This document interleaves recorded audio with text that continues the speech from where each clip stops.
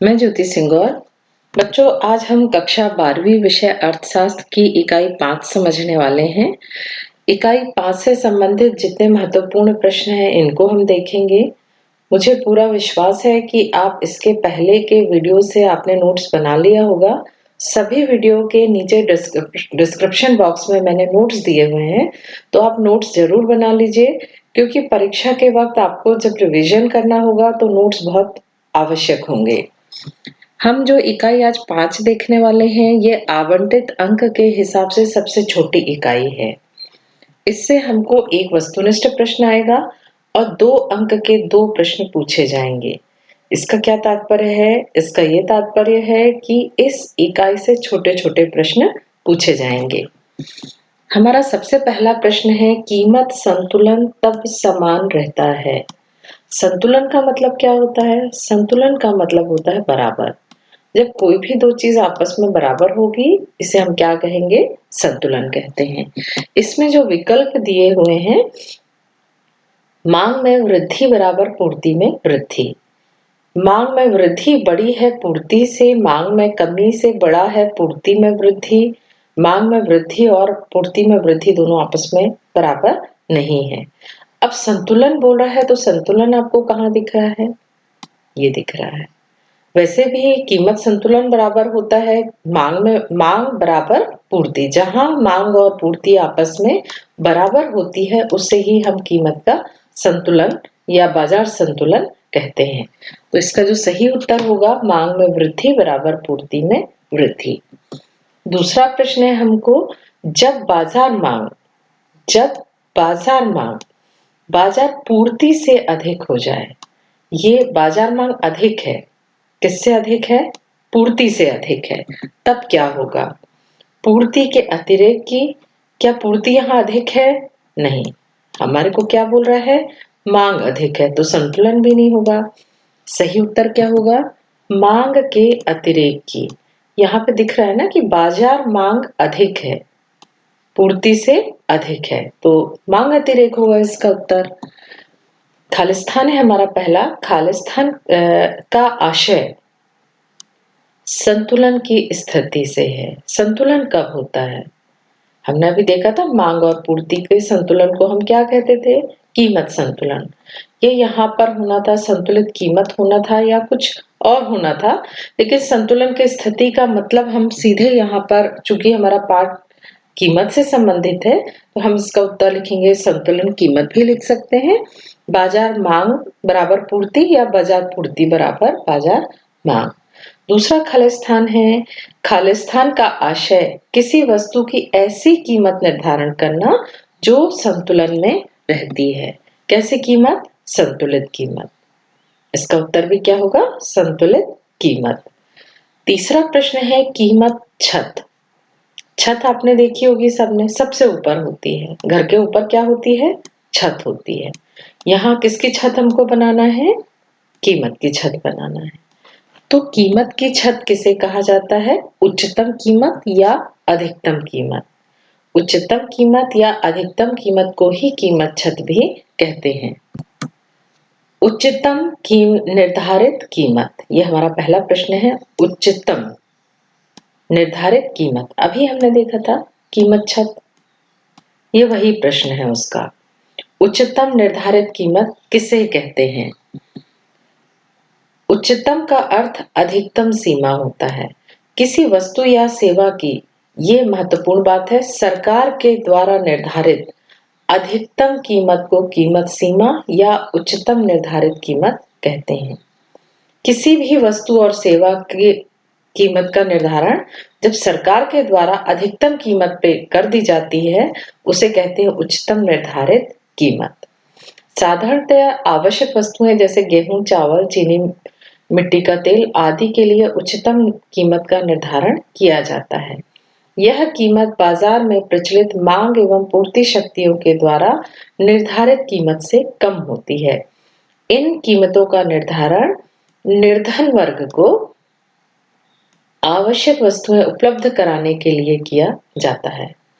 हम जानते हैं कि किसी भी वस्तु का पूर्ण प्रतियोगिता में कीमत का निर्धारण किसके द्वारा होता है? मांग और पूर्ति के संतुलन के द्वारा। परंतु भारत जैसे विकासशील देश में जीवन के लिए जो बहुत सारी चीजें आवश्यक हैं, जैसे अनाज है या जीवन रक्षक दवाएं हैं, ये बाजार में बहुत अधिक दुर्लभता पाई जाती है, जिसके कारण इनकी कीमतें हमेशा क्या हो जाती हैं, बहुत ऊंची हो जाती हैं।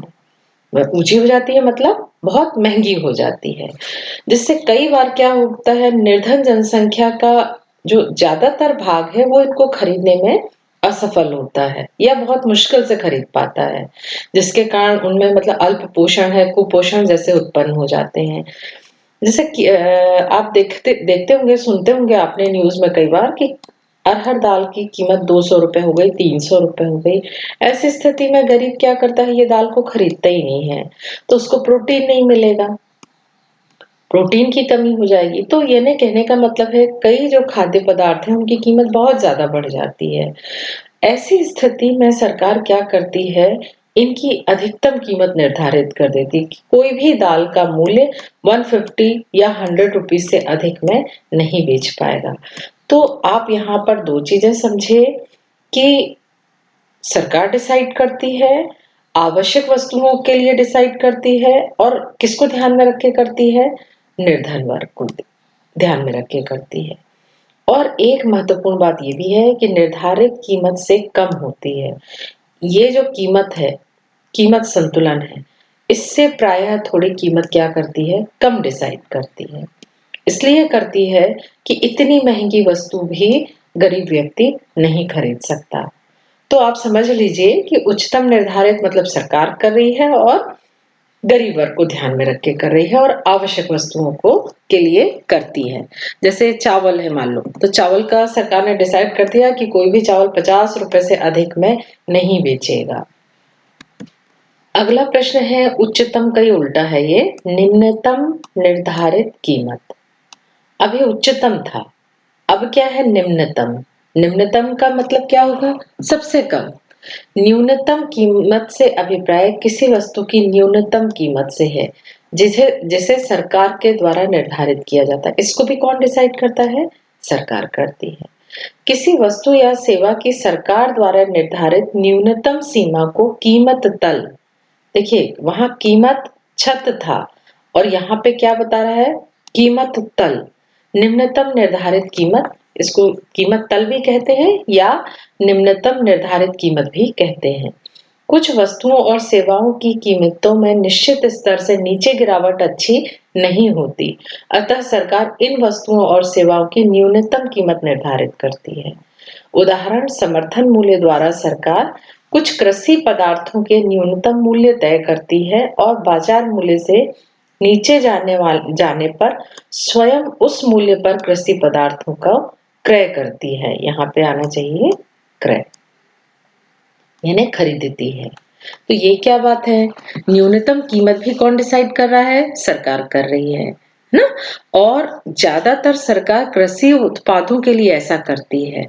अब कृषि अकेले के लिए क्यों करती है, किसानों की जो आय होती है वो बहुत असंतुलित होती है, कभी अधिक हो जाता है उत्पादन, कभी कम हो जाता है, क्योंकि कृषि उत्पाद जो होते हैं प्रकृति पर निर्भर करते हैं। ये उत्पाद किसानों के द्वारा समय की बहुत कम अवधि में काट के और बेचे जाते हैं। जैसे ही अभी मार्च का महीना है, अभी गेहूं की कटाई होगी, तो पूरे बाजार में गेहूं गेहूं उपलब्ध हो जाएगा, हर कोई अपना गेहूं बेचने लगेगा। ऐसे में क्या होता है, गेहूं की कीमतें कम हो जाती हैं। परंतु यही गेहूं जनवरी, फरवरी और दिसंबर, उस वक्त गेहूं नहीं रहता, तो बाजार में गेहूं की कमी हो जाती है। और अभी बाजार इस वक्त क्या होता है, हर तरफ गेहूं है, तो गेहूं का मूल्य कम हो जाता है। ऐसे में समस्या क्या आती है कि जब अधिक उत्पादन यदि किसान का हो गया, तो इसका मूल्य इतना कम हो जाता है कि किसानों को घाटा हो जाता। फिर किसान सोचता है कि नहीं यार, मुझे तो कम गेहूं लगाना चाहिए। तो दोनों ही स्थिति अर्थव्यवस्था के लिए ठीक नहीं है। किसानों की ये जो असंतुलन की स्थिति है, इससे बचने के लिए सरकार न्यूनतम कीमत भी निर्धारित करती है। सरकार द्वारा न्यूनतम कीमत जैसे गेहूं के लिए निश्चित कर देने पर थोक बाजार में सभी व्यापारियों को, किसानों को न्यूनतम कीमत अवश्य देना पड़ता है। यदि सरकार यदि कोई उनका गेहूं नहीं खरीद रहा तो सरकार उसको स्वयं खरीदती है। यदि कोई नहीं खरीदता, ऐसी स्थिति में क्या होगा? सरकार को समर्थन कीमत पर सरकार स्वयं खरीदती है। समर्थन कीमत क्या है? समर्थन कीमत वह कीमत है जिस पर सरकार किसानों से सारे अधिक उत्पादन को खरीदती है। सारे उत्पादन जो कृषि के जो भी कृषि उत्पाद होते हैं उन्हें कौन खरीद लेगा? सरकार खरीद लेगी। देखिए, ये प्रश्न बहुत सरल है, मैंने थोड़ा डिटेल में बताया है आपको। इस प्रश्न का उत्तर समझने के लिए यदि आप किसान हैं तो आप अपने पिता से आज इसका उत्तर समझ लीजिए, या फिर आप किसान नहीं हैं तो आपके अड़ोस पड़ोस या कोई रिश्तेदार होंगे, वो जरूर बताएंगे कि समर्थन मूल्य क्या होता है। समर्थन मूल्य वह मूल्य है जिससे नीचे और अधिक कीमत नहीं जा सकती। ये किसको ध्यान में रख के की जाती है? किसानों को, कृषि उत्पाद पे। मिनिमम सपोर्ट प्राइस कुछ इस तरह से सरकार डिसाइड कर देती है हर चीज की अलग अलग कीमत, कि इससे कम कीमत नहीं होगी। तो हर साल सरकार घोषित करती है कि इस वर्ष का जो समर्थन मूल्य है वो कृषि उत्पादों का क्या क्या है। किसान बाध्य नहीं है, वो बाजार में भी बेच सकता है। यदि उसको अधिक कीमत सरकार देगी तो किसान कहाँ बेचेगा? गवर्नमेंट मंडी में बेचेगा। और यदि उसको व्यापारी अधिक कीमत देगा तो वो व्यापारी के पास भी बेच सकता है। यहाँ प्रतिबंध नहीं है, यानी किसान फ्री है, वो किसानों को, सरकार को भी बेच सकता है या व्यापारी को भी बेच सकता है। याद करने के लिए मैंने ये दोनों को बहुत शॉर्ट में बना दिया है, जिससे आप दोनों में अंतर समझ पाए। निम्न निर्धारित कीमत, उच्चतम निर्धारित कीमत। निम्नतम को न्यूनतम कीमत कहते हैं और इसको कौन सा कहते हैं? अधिकतम सीमा है या अधिकतम कीमत है। ये सरकार द्वारा निर्धारित, ये भी सरकार के द्वारा। ये मांग और पूर्ति की शक्तियों के द्वारा निर्धारित कीमत से कम होती है। ये मांग और पूर्ति का जो संतुलन होता है, इस कीमत से इसकी कीमत कम होती है। और मांग और पूर्ति की शक्तियों की जो कीमत होती है उससे अधिक कीमत रखी जाती है उच्चतम निर्धारित कीमत की। ये किस पे लगाया जाता है? किसको ध्यान में रख के निम्नतम निर्धारित की जाती है? कृषि पदार्थों को, कि गेहूं चावल के दाम इतने कम ना हो कि किसान हतोत्साहित हो जाए। और उच्चतम सीमा क्यों निर्धारित की जाती है? निर्धन वर्ग को ध्यान में रख के। चीजें इतनी महंगी ना हो कि निर्धन व्यक्ति ना खरीद पाए। तो ये दोनों चीजों में अंतर देख के आप दोनों के उत्तर अच्छे से लिख सकते हैं और आप ये चारों पॉइंट को समाहित करके इनका उत्तर लिख सकते हैं। अगला प्रश्न है हमारा, श्रम की मांग किसके द्वारा की जाती है? श्रम की मांग, श्रम की मांग उद्यमी या उत्पादक के द्वारा की जाती है। किसके लिए की जाती है? उत्पादन के लिए। आप यदि एक उद्यमी हैं, उत्पादक हैं, तो आपको अपना उत्पादन करने के लिए किसकी आवश्यकता होगी? श्रम की आवश्यकता होगी। तो इसकी मांग कौन करता है? उद्यमी करता है। वैसे भी जो श्रम की मांग होती है वो क्या, कैसी मांग होती है? अप्रत्यक्ष होती है। अन्य साधनों की तरह श्रम की मांग भी उसके द्वारा उत्पादित वस्तु की मांग पर निर्भर करती है। यदि वस्तु की मांग अधिक होती है तो श्रम की मांग अधिक होती है, और उत्पादन की या वस्तु की मांग कम हो जाती है तो श्रम की मांग भी कम हो जाती है। तो यानी इस तरह से आप कह सकते हो कि जो श्रम की मांग होती है वो अप्रत्यक्ष मांग होती है। यदि इसको ऐसे समझ लो आप कि एक व्यक्ति है, वो शर्ट सिलाई कर रहा है और यदि शर्ट की डिमांड कम हो जाएगी तो वो व्यक्ति भी बेरोजगार हो जाएगा, उसकी रोजगार खत्म हो जाएगा। और यदि हर तरफ लोग शर्ट सिलवा रहे हैं, नए कपड़े खरीद रहे हैं, तो उसकी मांग भी अधिक हो जाएगी। तो इस तरह से जो श्रमिक की मांग होती है वो अप्रत्यक्ष मांग होती है, दूसरों पर निर्भर रहती है। अगला प्रश्न है, वस्तुओं की मांग किसके द्वारा की जाती है? अभी था श्रम की मांग किसके द्वारा की जाती है। वस्तुओं की मांग उपभोक्ता के द्वारा की जाती है। हम सभी उपभोक्ता है ना, तो हम किसकी मांग करते हैं? वस्तुओं की मांग करते हैं। उपभोक्ता अपनी आवश्यकताओं की प्रत्यक्ष संतुष्टि करने के लिए वस्तु की मांग करते हैं। वस्तुओं की मांग संस्था भी कर सकती है, व्यक्तियों का समूह भी कर सकता है और परिवार के द्वारा की जाती है। आप बहुत सारी चीजों की मांग क्यों करते हैं?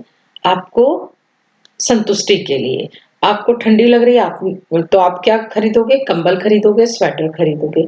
गर्मी के दिन आ गए, आप पंखा खरीदोगे, कूलर खरीदोगे। यदि आपको भूख लगी है, आप रोटी गेहूं लेके आओगे। तो कहने का मतलब है वस्तुओं की जो मांग होती है वो उपभोक्ता, एक ही शब्द हो यहाँ पे उत्तर में उपभोक्ता के द्वारा की जाती है। वस्तुओं की मांग उपभोक्ता के द्वारा और श्रम की मांग उत्पादक के द्वारा की जाती है। अगले जो हमारे 3 या 4 प्रश्न हैं वो इस तालिका से संबंधित हैं जो इकाई 4 में आपने समझा था। मांग का नियम। मांग का नियम में हमने देखा था कि वस्तु का मूल्य और मांग में उल्टा संबंध है। कीमत अधिक होती है तो मांग कम होती है और जब कीमत कम होती है तो मांग अधिक होती है। ये हमने पिछले अध्याय 4 में पढ़ लिया था मांग का नियम।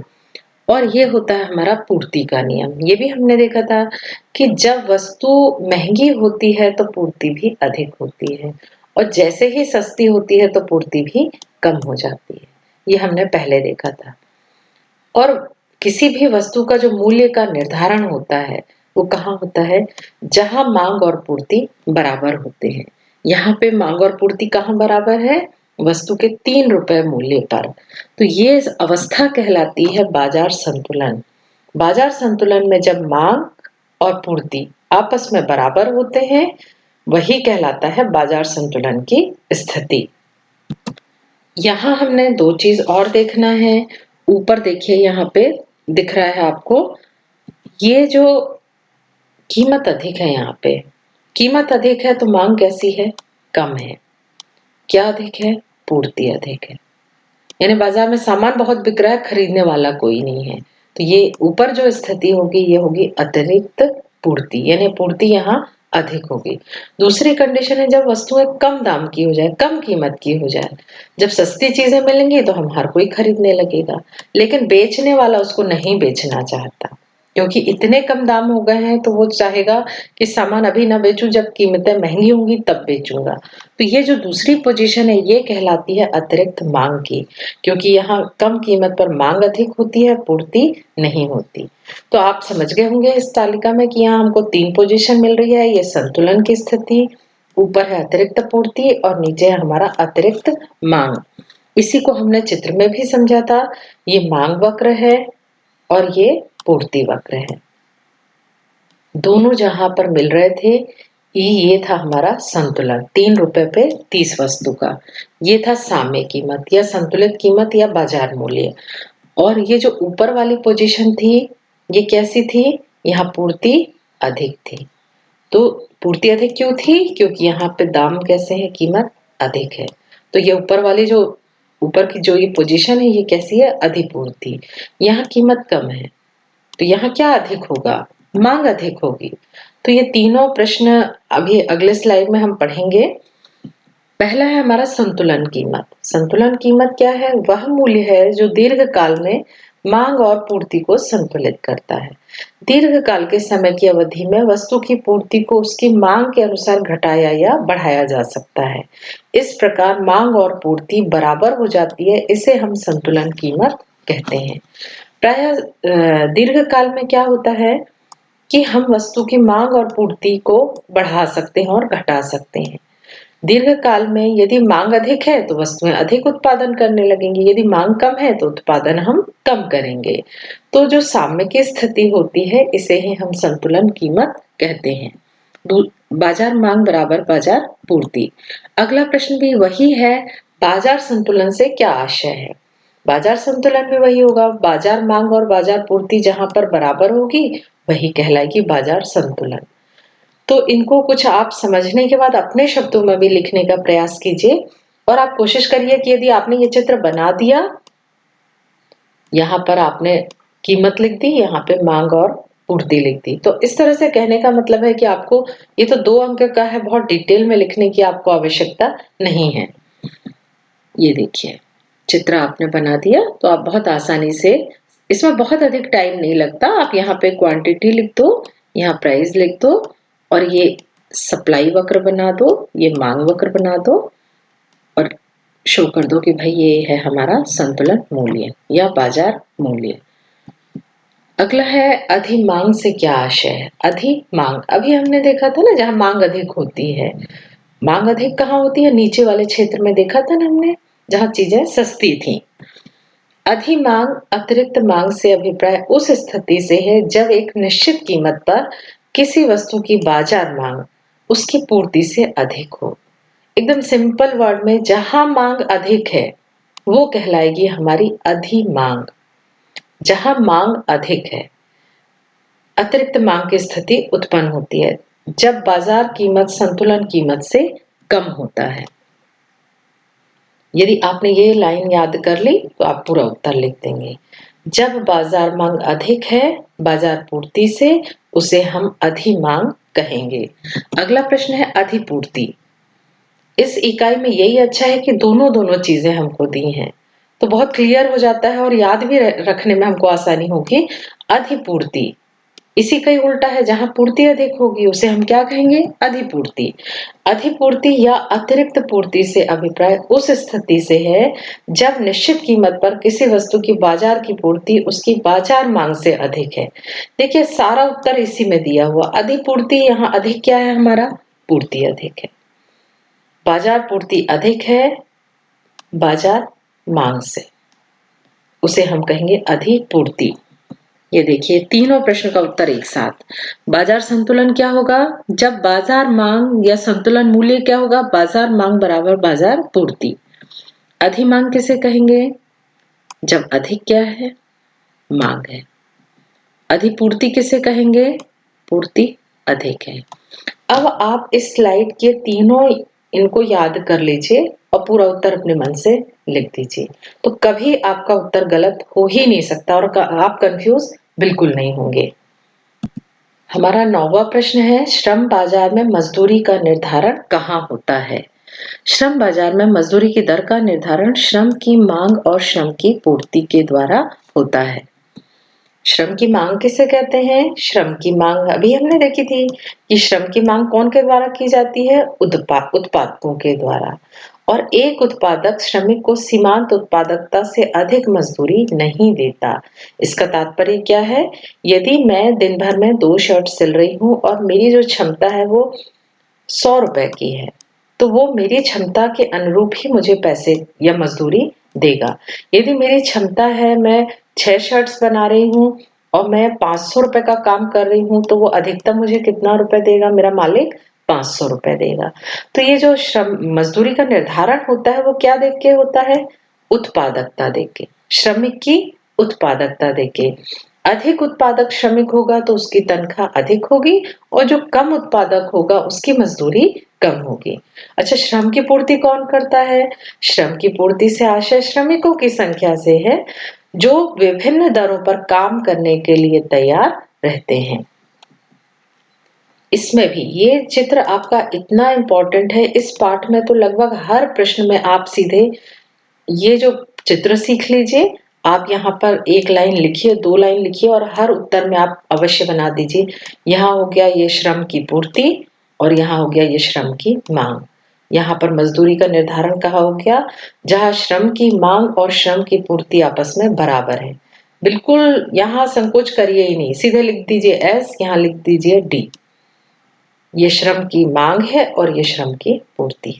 जहां ये दोनों मिल रहे हैं यहीं पर मजदूरी का निर्धारण होगा। यहाँ पर मजदूरी, यहाँ क्या लिख दीजिए आप? मजदूरी। और यहाँ पर लिखिए श्रम की मांग और श्रम की पूर्ति।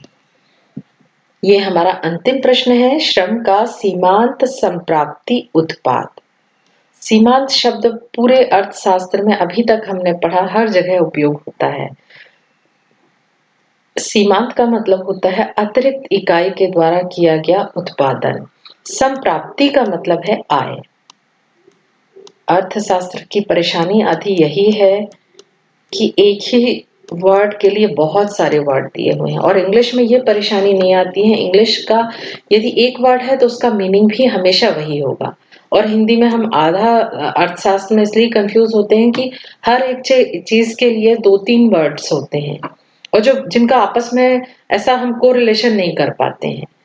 तो सीमांत संप्राप्ति उत्पाद यानी उत्पाद का मतलब है उत्पादन। किसे कहेंगे?